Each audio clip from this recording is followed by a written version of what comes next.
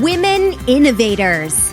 Interviews with women with big messages and big missions, sharing their stories to inspire you to live your passion and step up to make the world a better place.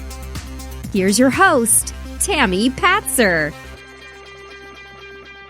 Hi, everyone. This is Tammy Patzer, and I'm really excited to introduce today's guest, Gina Gardiner.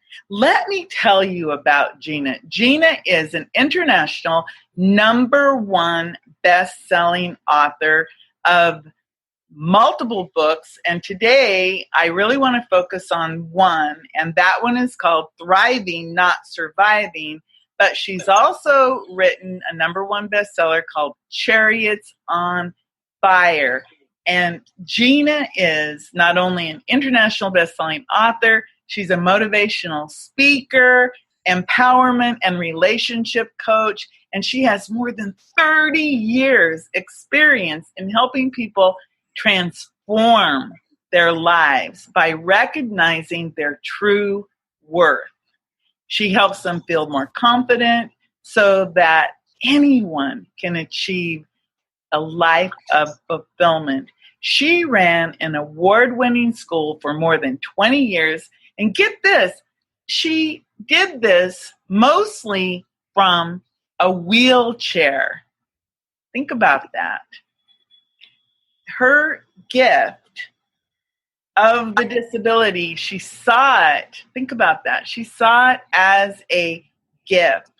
And it actually gave Gina this unique approach to leadership and empowerment. So in the book, Thriving, Not Surviving, she offers insights, principles, and strategies that are the underpinnings of all that success. She's also the founder of Thrive Together Tribe membership group. And here's her big mission.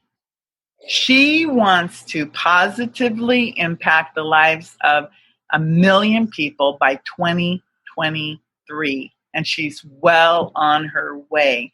Just think, Gina is someone who can help others become their authentic selves, to recognize and own their unique, genuine power that we all have within us, and have the courage and the power to feel self-confident, to find purpose, and of course, to have that wonderful, fulfilling life. Welcome, Gina. Thank you very much for having me. I'm really excited to be on the show. I'm really excited too, because not only, think about it. You have this background that you're a very successful woman. You speak internationally and you have the best-selling books. What is a little more background about your latest book, Thriving, Not Surviving? One of the things that I've become aware of working with people is that they come actually from 5 different strands, if you like. And those strands are that they don't believe in themselves, that they lack self-worth, often when they're incredibly successful people. And yet that success is never going to be enough because they don't feel good about them. So for me, a starting point is around belief, and that's one of the secret pathways in the book. The second is around relationships. And many of my clients come because they've had a range of relationships which have been difficult, or their very significant relationship isn't actually as satisfying as they would like it, or they're lonely. And at the heart of that is the relationship they have with them. Because every relationship we have with other people is a reflection of the relationship we have with us.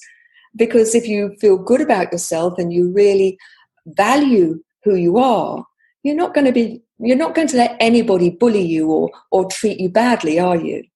No. The third makes a lot of sense.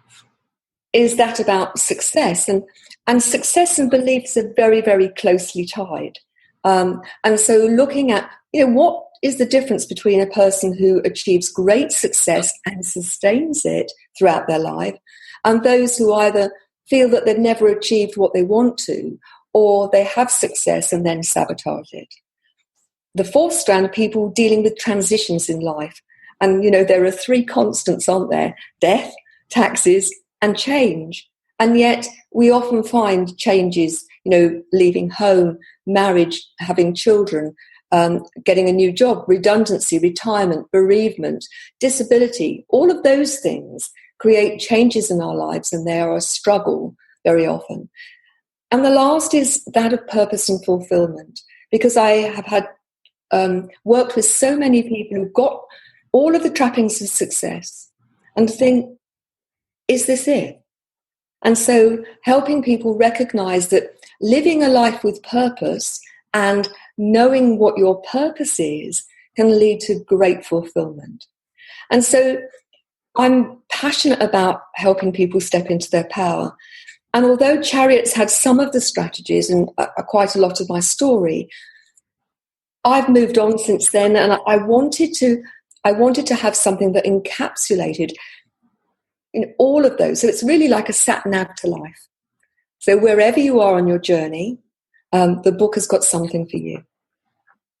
So with your journey, it's interesting because if you look at what you're doing today, you have the membership tribe called Thriving Together. And can you tell me a little bit more about that, since that's about what's going on right now? How does that membership work? Well, I've launched the membership group for a number of reasons. I mean, there's huge amounts of research which say if you want to make a sustained change, surround yourself with positive, like-minded people. And so that's one of the reasons for creating a group where people who want to move on, who want to take action and really make the most of their lives, can not only get support from me and my team, but also from one another. But what I realize is that so many people, again, successful businesswomen, entrepreneurs, people who are in the corporate world, often feel that they don't have a voice, that they're not seen and validated. And I wanted to create a place where people could feel safe, that it would be non-judgmental, that they would be provided with the support and challenge, because this is about moving people forward, and a place to share their vulnerability and know it was safe, but also celebrate success. And so I created the Thrive Together tribe, and it has a number of components designed so that it will suit people. Won't necessarily do the whole lot as it is, but they will cherry pick what works for them. So within the Thrive tribe membership, there is actually a very structured sequential program for personal development, which takes people through not only the 5 pathways, but for me, the underpinning principles of things like perspective and looking at motive and the power of language, and also the connecting themes. Things like the quality of your thinking affects the quality of your life. So most people don't think about the way they think. And research shows that 95% of our thoughts and our words are habitual. And so once you start to be mindful about how you think, then all sorts of possibilities open up. So there's a wealth of material in there. There's a Facebook group where people can get, in real time support for what they are doing. There are interactive internet coaching sessions, visiting speakers, and a whole lot more. We've got a themed journal that goes along with it, and there are activity books which go along. But people can do as much or as little as they want to. Wow, that sounds like a really cool place, because I really resonate with that idea that many people feel like they've not been seen or heard or valued. And I think the world seems to be moving into a place now where people are looking for that type of a support system. So you're right on the cutting edge of that. Now, you've also been working on, you have a podcast, and then you're also working on a TV show. Can you tell me more about your podcast and TV show? The podcasts cover a whole range of themes. And if you look at the 5 pathways, they support those. They add extra information. They add extra body, if you like. And we've looked at all sorts of themes. Self-sabotage, looking at how you can manage your time. There's just a huge wealth, and I'm adding to it all the time. The TV series, 13 parts, looks at some of the themes, but some of them directly, things like, the greatness of gratitude, how you can recalibrate your brain by recognizing and being grateful for things. The power of forgiveness, not only of other people, but of yourself. And so many people are holding on to the hurts from the past, which really colour their now and their future. And looking at, if you are suffering from stress and anxiety, how can you dig yourself out of that dark hole? And then towards the end of the series, we start to look at people's spiritual journey. And I believe that all of this is preparation for people recognizing that actually we're all spiritual beings. We are all connected. And I believe that for many people, for many women, that what I'm doing is preparation to take their role, their power as spiritual matriarchs, people who can make a difference. And the Dalai Lama talked about the fact that it would be the Western world of women who will save the world. And whilst I believe that I don't think this is particularly gender specific in terms of having the capacity to affect change and to make a difference, I do think as women we are probably for the first time in history truly stepping into our power and recognizing that person by person you can make a difference, but actually you can then affect a whole family, a community, and then the world at large. And so that's my mission. I think that you really are right on target, because I found in the projects that I've been doing in the last year with the women innovators, leaders, makers, and givers, that's exactly what is happening. Women are stepping up and starting to take charge and allow themselves to be more powerful and to be seen and to be heard. So that's really great. So your podcast and show is called Genuinely You. Is that correct? Yes, it is. And you actually have the podcast, the TV show, and the website that people can go visit. I wanted to ask you a little bit more about your story, because it is a very unique story, and you actually learned or had to learn how to walk twice. Yes. So can you explain more about your story and how it brought you to be part of this huge, big mission that you're on now? Okay. I became the deputy head or deputy principal of a large school when I was in my late 20s, very young, very green, didn't know what I didn't know. And I was appointed to be the catalyst for change.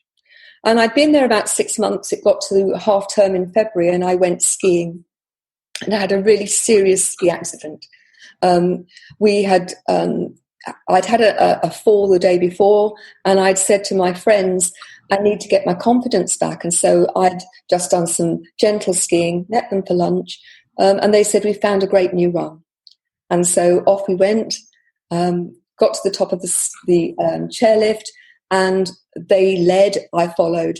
We turned a corner, and they recognised they'd gone the wrong way. And we were at the top of the Schindlergratz, which is the most difficult black run in St. Anton. And this drop was steep and full of moguls. Now, your viewers and listeners may not know what a mogul is. It's where the wind and the weather carve out a lump in the snow. And they can be a couple of inches, but these were 6 foot tall. And so the whole of the run, which was very steep and incredibly scary, were these great big mounds of snow that you had to ski, turn on the top and slip down, and then go in between the moguls and then turn and do the same, coming back the other way. Now, I'd done black runs before. Their ski runs are graded from baby slopes, then blue, red, green, and black are the most difficult. But I'd never tackled anything like this, and I have to say I was pretty terrified. I managed to ski the first third, and then I fell because I kept on leaving it so late because I was frightened of turning that I got to the edge, and then it was powder snow, and I fell quite a long way. Excuse me, I'm going to cough. Managed to get my ski back and ski down to where the rest of the party were waiting. And so took my skis off. We were all sitting on the mogul, rather like elves sitting on our own toadstool. Beautiful day, very hot, and the top of my mogul gave way. And I started to fall, and because there was nowhere to land, I just kept bouncing and falling. The last thing I remember is hearing a scream and everything went black. Wow. I came to, I have no idea how long, and eventually the rest skied to me, and I was determined that I wasn't going to let them call the blood wagon, so I managed to get my way. I'd actually fallen quite a couple of 100 feet, so there wasn't a great deal of the run left to do.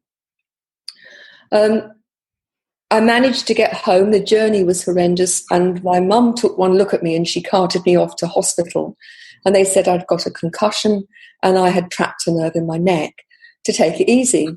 So on the Monday I went into school. Apparently I wasn't making much sense. No change there. I was sent home. And it took me a few weeks to get over it, and I was back at school. And I was cleared to go on the borough ski party with 150 school children. I was the deputy leader. Skied all week, but became more and more like Quasimodo as the week went on. I was struggling. And it got to the last afternoon. The children had done their medals and their races. We got back to the hotel, and I couldn't do any more. And I said to my colleagues, I've got to go and lie on the bed. I managed to get onto the top bunk. It was not a posh hotel, I have to say.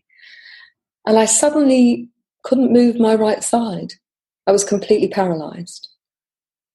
I was frightened, but I didn't want to shout because I didn't want to frighten the children. And I had to wait until people arrived, which felt like a very long time.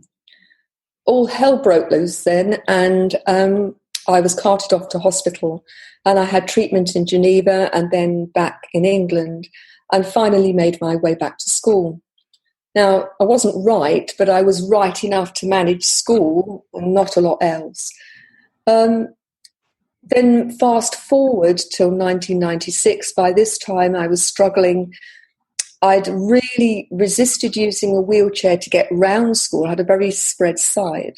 And I can remember it came to a head one day when it was the summer holidays, and friends and I went to a very famous gardens called Wisley. I love gardens. And I could manage to walk from the car to the kiosk where they took the tickets. But by then I'd had it, and I wouldn't let them hire a wheelchair. I was so pig-headed that I sat in the car park and they went round the gardens. And it was then I realised that actually, this was silly. Events actually took things out of my hands, and I was hospitalised a couple of days later because I was very poorly. And when I came out, I was in 4 months, and when I came out, I had to use a wheelchair. Now, I could still walk, and I didn't use the wheelchair around the house, and I used it at school to get from my office to classrooms, and I'd walk in the classrooms and I'd walk in the hall. Fast forward to 1996, it was 3 weeks before the end of the school term, the school holidays, the summer term, and I was really looking forward to the long break. I was out in the garden, I was planting up some seeds, and I sneezed, and I felt something ping in my back. I knew I'd done something quite desperate, but I kept going until the last day of term, and on the first day of the holiday, I was rushed into hospital, and it was a burst disc in my back. The operation resulted in failed back surgery syndrome, which meant if I put my left foot to the floor, then I simply fainted. So I had lots of nerve blocks, and by 18 months later, I could walk to the end of my little garden. And the walking was very slowly improving. Once again, I got to the end of the summer term, which was exactly 2 years later. The last day of term in the evening, we had a staff meal, which was lovely. I got home and I suddenly felt sick. And as I was being sick, I felt something ping in my back. And I'd ruptured another disc. Wow. Hospitalized straight away. And when they removed that, again, complications, and I found I couldn't stand. But within 5 days of coming out of hospital, 4 or 5 days, I was back at school. Because if I stayed at home, I was incredibly disabled. If I couldn't, if somebody hadn't left out a glass or a cup and filled the kettle or filled the glass, I couldn't manage to do it for myself. But at school, my head, my mouth works, you can tell that, my hands, my brain, I could get on and I could do something I loved, be useful, and actually not feel disabled at all. If I needed something lifted, carried, there were people there to do it. And so for me, it was a no-brainer. I could be at home and focus on everything I couldn't do, or I could go into school and focus on what I could. And that's been one of the principles of my life. Whatever's going on, rather than focus what you can't, focus on what you can. Wow, that's quite a journey that you had. And so today, are you able to walk today, or do you still have to go back and forth? In 2004, which is actually when I left headship because bits were dropping off and I was given the advice that if I didn't stop working the very long hours that I did, that I would be housebound and not able to drive and not able to work. I had an internal spinal stimulator fitted. Are you familiar with the TENS machine? I've heard of it. So an electrical impulse is put through the nerve and it blocks the pain. And I've got one inside, and I've got in my tummy, I've got a battery, and I turn it on with what looks like a TV zapper. Amazing. And it's taken a long time. My mobility is now the very best it's been since 1996. And I can walk around the house and garden. I can do short distances, but for anything else, I still have to use a wheelchair. I see. So when you talk about the learning how to walk twice, is that whole journey that where you hurt yourself in the skiing accident, and then later you ended up having to learn again after those surgeries? Well, actually, when you think about it, it was 3 times because I'd never counted. You just pointed out I didn't ever count the being paralysed and to walk. That didn't take very long, and so I discounted it. No, it's after the 2 back surgeries because that took such a long time and such a lot of effort. Mm-hmm. I hadn't counted. So with that type of adversity, where I mean, number one, you had quite an exciting life to begin with, skiing and all the high level skiing and everything. So you were very athletic and obviously very, very smart to be able to teach and to do all that. With the fact that happened to you, how did that bring you to today, and how did that make you a better leader? Because now you help all of these people develop their leadership skills, and you speak and you coach people. What about that being wheelchair bound and having to struggle through all of the pain and everything, do you think really helped you become who you are today? I'm absolutely no doubt that that's the case. And for me, it's 2 very separate strands, although they're interconnected. Looking at the leadership thing, I couldn't physically get into my classrooms. Even if I could get the wheelchair through the door, I couldn't maneuver around. And so one of the things for me is I was absolutely determined that my children and my staff were going to get the very best education, the best learning experience that I could provide. And so at that time, and even now, it's very common that head teachers will go in and observe and train in the classrooms while things are going on. I couldn't do that. So I had to find a different way. And one of the huge gifts that came out of that was recognizing that if you want to really empower people, they have to take responsibility for their own performance, their own emotional well-being, their words, their actions or lack of them, and the way in which they do everything. And I think it's very common for people who are trying to develop others to say, you have to do it this way, you have to do it my way. What I did was to create an absolute shared understanding of what the expectations were. And that started when people came for interview. For example, this is a two-way process. Don't come here if you are moody, if you're not a good team member, if you don't want to work hard, if you don't want to learn, if you don't want to support other teachers in their learning, not the right place for you. We want people who can do all of those things and do it with enthusiasm. So over time, my team already arrived knowing that was expected of them.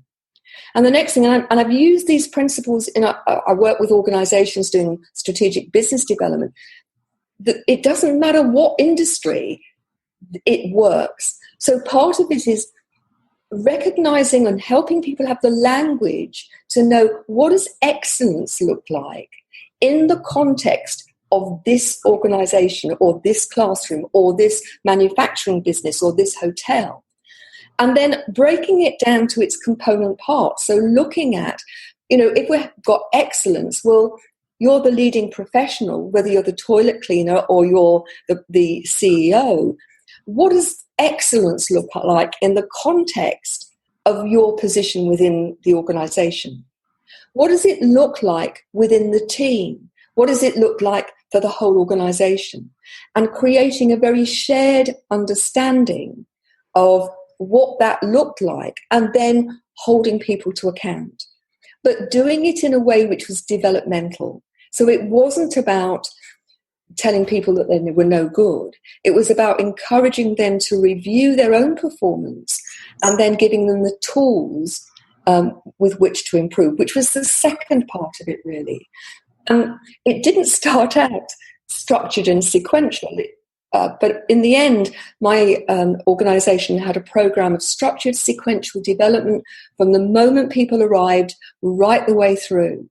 And they did this voluntarily in their own time because they valued it so much. And to start with, I set the agenda and I did the training and the support. But once they got to 3 years into their teaching, then they were very much part of the agenda. And we made it fun. We ran on English Sweets chocolate. They were done after school. There was always chocolate there. I'm a great believer in chocolate, and people really valued it. And so I think the two things together, taking responsibility and having support, which is about helping people grow and expand. One of my clients called me a cross between a hand holder and an arse kicker.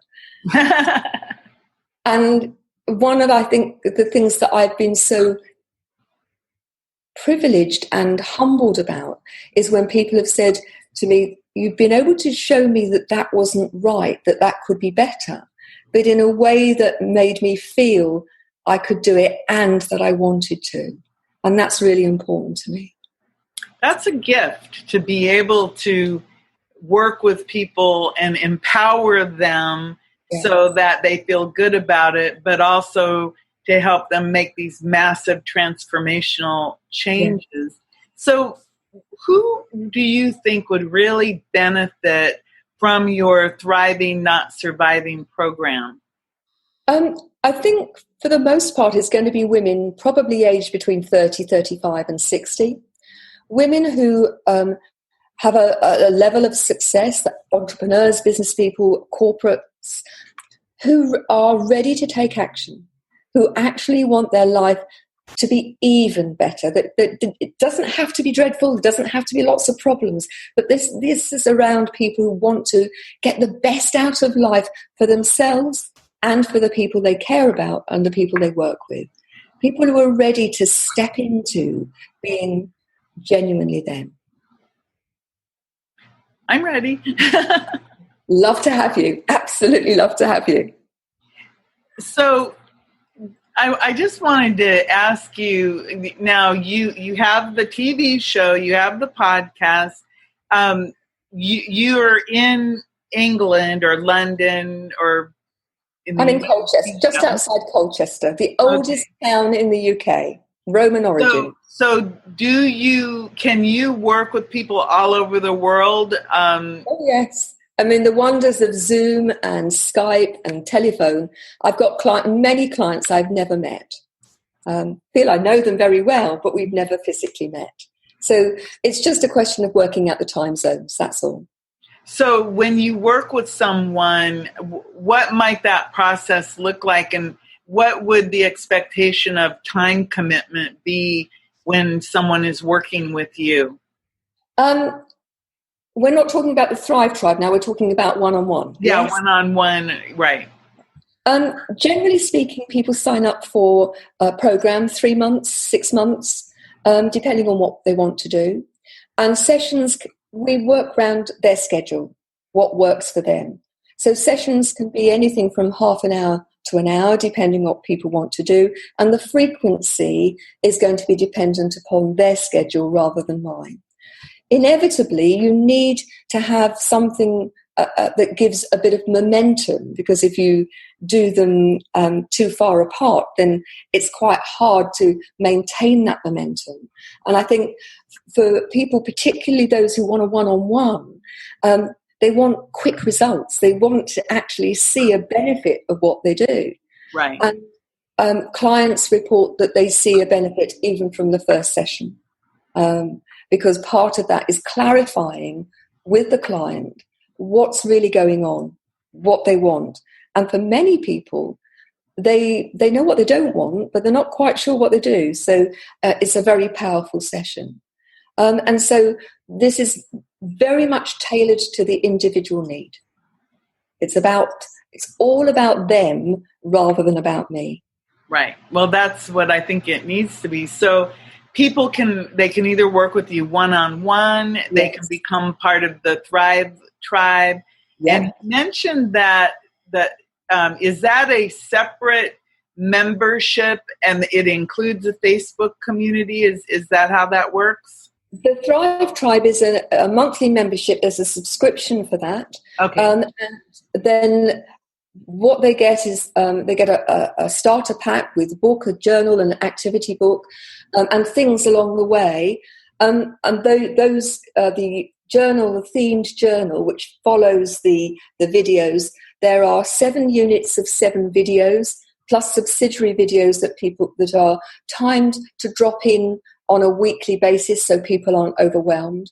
Then they get access to the library of other resources, podcasts, videos, all sorts, which I'm adding to all the time. There's a group interactive coaching twice a month on the internet, and visiting speakers, and those will be recorded, so if people can't make them, then they can look at them in their own time. They have access to me and my team 24/7 through Facebook group, and also they have the support of the other people within the tribe. Wow. So of all of the things that people come to you for, what would you say is the number one issue that people come to you for help with? They come bringing all sorts of things. But when it boils down to one thing, I believe ultimately that comes to belief.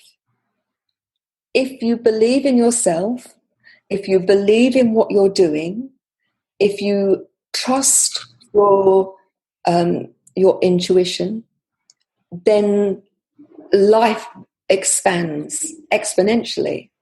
And so if you look at relationships, it's all about how you believe about yourself. Abundance, it's all about your beliefs around what is abundance and about money. If you're talking about, can I manage change? Will I survive being bereaved or being disabled?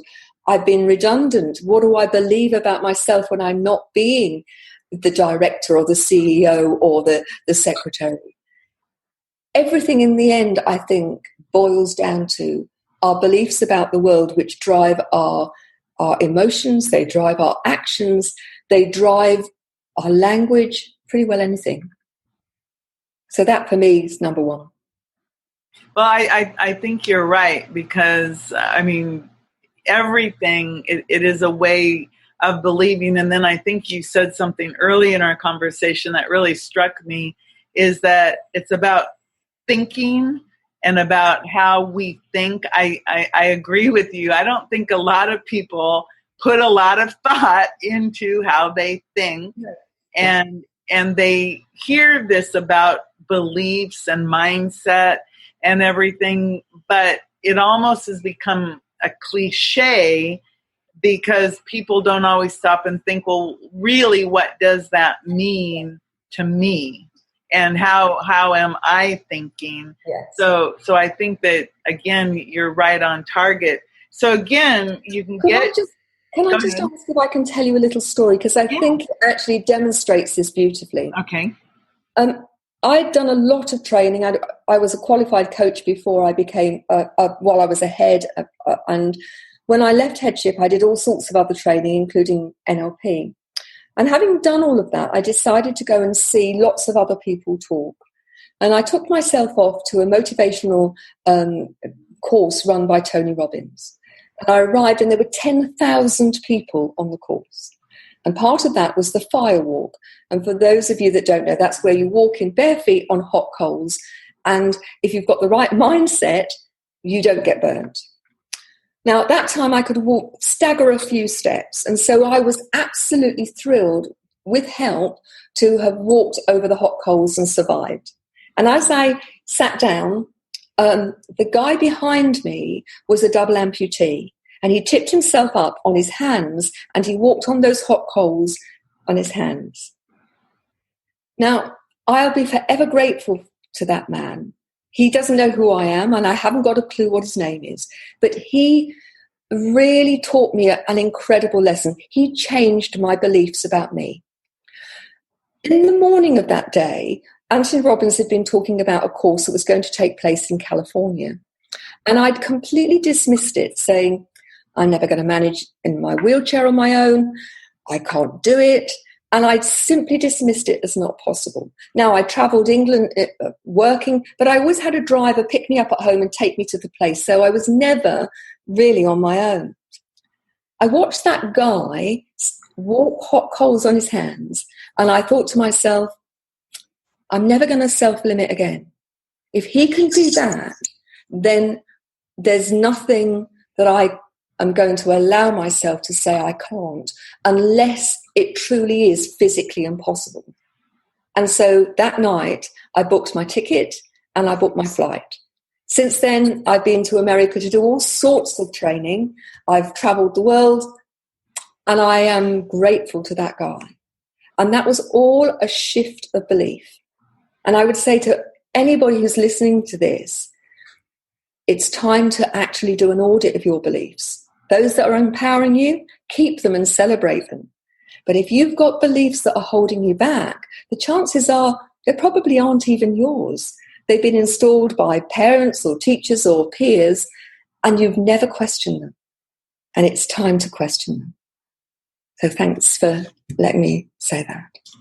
That is phenomenal, and we're going to wrap up here. But Gina, what a phenomenal conversation we've had today, and I've really enjoyed learning all about you. So if somebody wants to learn more about you, where would you suggest they look for you? If you go onto the website, www.genuinely-u.com, then they'll find all of the links and everything's on there. So www.genuinely-u.com. Okay, great. Gina, thank you so much. I really appreciate you taking the time to speak with me today. It's been my absolute pleasure. Thank you very much. And I'm sending my love to all of your listeners and viewers. Thank you so much, everyone. This is Tammy Patzer. Go make it a beautiful day. You've been listening to Women Innovators with Tammy Patzer. To learn more, please go to womeninnovatorsradio.com. And please do subscribe and share to spread the big messages and big missions to change the world.